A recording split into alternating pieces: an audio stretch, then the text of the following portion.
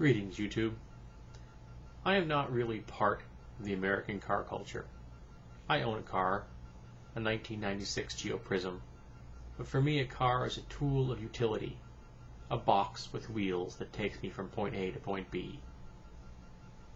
I don't really drive around to enjoy the sensation itself. I don't just take a cruise. I'm not going somewhere, I stay home. When I was 16, I took a driver's ed course. I passed with flying colors. But I didn't go to get my license. And I didn't get it when I was 17, and I didn't get it when I was 18. In fact, by the time I got around to getting it, I was 1 month short of my 36th birthday.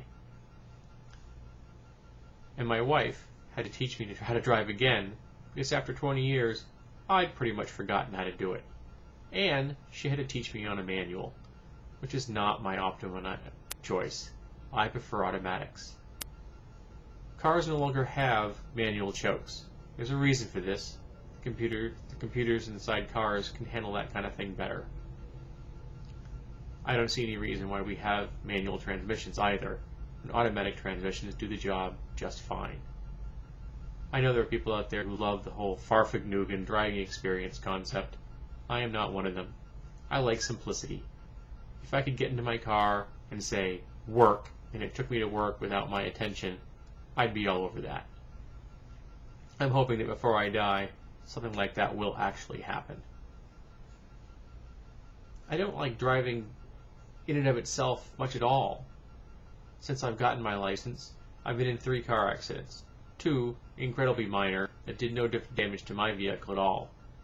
And the third one, which totaled my car and crushed 4 of my ribs.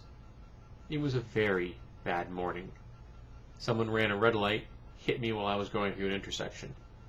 They nailed me in the driver's side tire, front tire. About 3 feet back it would have hit my driver's side door, and I probably would have lost my legs.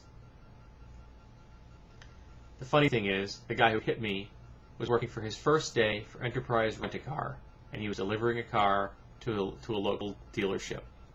His first car, his first drive, on his first day of work. They fired him. I sued them, got some money, paid off a few debts, got another car, the one I have now, and moved on. It took me 2 years to stop having pain in my ribs, though. Broken ribs are no fun. Though I do have a really cool body scan that you can see my outline of my bones and my body fat. It is a little freaky. My wife has a newer, fancier car that we've come to nickname the Albatross. It's a Saturn Ion. Pretty much anything that can go wrong with this car has gone wrong with this car. It really isn't what we would call a good investment. Someday I'd like to own a hybrid. Something efficient, something that doesn't use a lot of fuel. I actually like the idea of pneumatic cars. I've seen some designs that would be quite useful for a person such as myself who does almost all their driving within about a 10-mile range of my house. Quite a few pneumatic vehicles can have a range of up to 125 miles, which would be perfect for me. No pollution, runs on air, get me to and from work for a week between charges. It'd be great. But as far as I know, they aren't commercially available in the United States. Though I'm hoping within a few years that might be possible.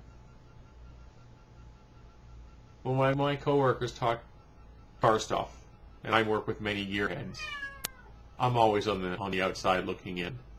I appreciate some of the technology, but it just isn't my thing.